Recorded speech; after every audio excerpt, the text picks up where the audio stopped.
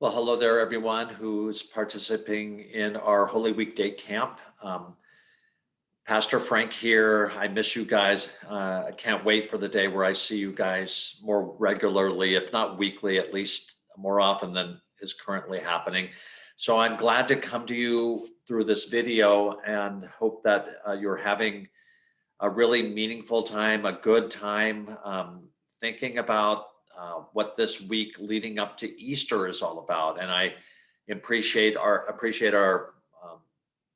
youth and family ministers, our Sarah Street and Vicar Katie Holeman, as they're helping you into this. They've given me a hard lesson. It's the lesson that I hope your parents and your family have read to you before this is about Jesus being betrayed by one of his 12 disciples. And to be betrayed is, betrayal is, and to betray someone is maybe not a word you're very familiar with.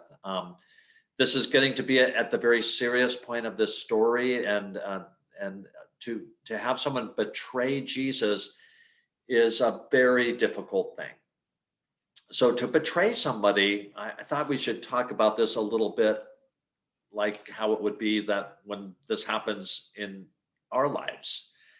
And there are people in your lives that are there that you can trust, your parents, your grandparents, hopefully your church and your pastors and Sunday school teachers. And we put a lot of trust in our friends too. And these are people that when we need to have, and it's good to have. But I will say that sometimes when we put trust in someone, that trust can be kind of broken, or someone doesn't do the right thing with that trust. And it can hurt when either that happens to you, someone betrays you, they break the trust you have with them, or you betray someone and that trust is broken because of something that you've done.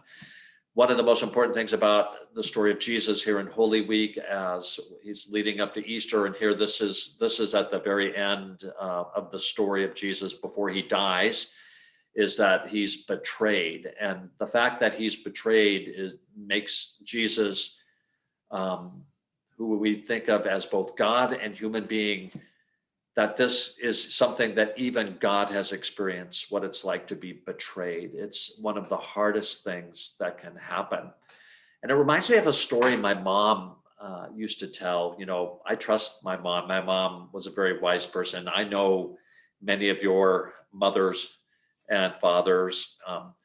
I'm especially focused on mothers because I had a really special mom who I could trust and who was very wise. A lot of you do too. I admire your moms and dads.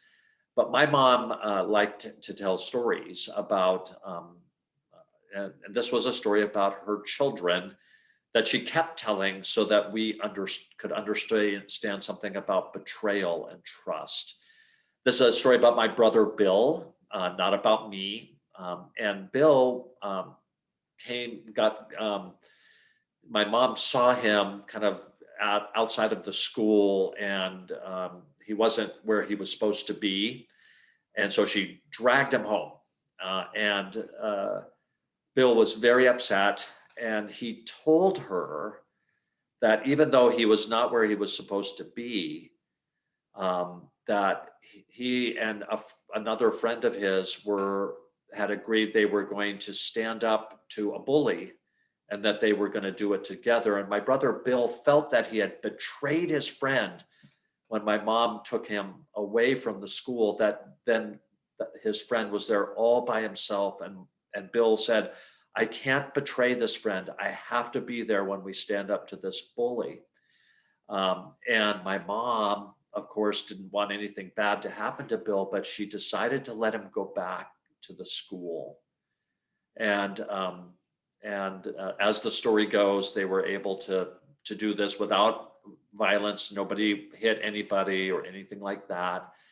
But my brother did not want to betray his word to his friend that he was going to be there with them to do a hard thing. And, we need people around us when we do a hard thing. And, a lot of times our biggest betrayals come when someone doesn't stand with, or we don't stand with someone at the moment they need us the most. Now, I have to tell you guys, as I tell this story, you should be where you are, say you're going to be for your parents, so they understand this. Bill's mistake was he should have right away told my mom what was going on, and I think she would have listened to him.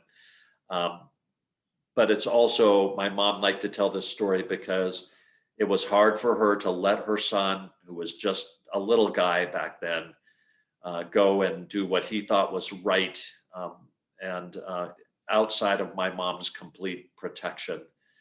My brother didn't betray his friend that day, but sometimes those things happen. Jesus knows what it's like to be betrayed. And so Jesus knows everything about us human beings, and how Jesus comes to us to help us live the most wonderful way, free of betrayals, free of abandoning, and fully into God's love. So that's my story about betrayal. And I'm glad you guys are reading these hard stories about that we read in Holy Week. We're making our way to Easter. Stay on the journey. God bless you all. Great to see you. Hope to see more of you soon. Take care. Bye.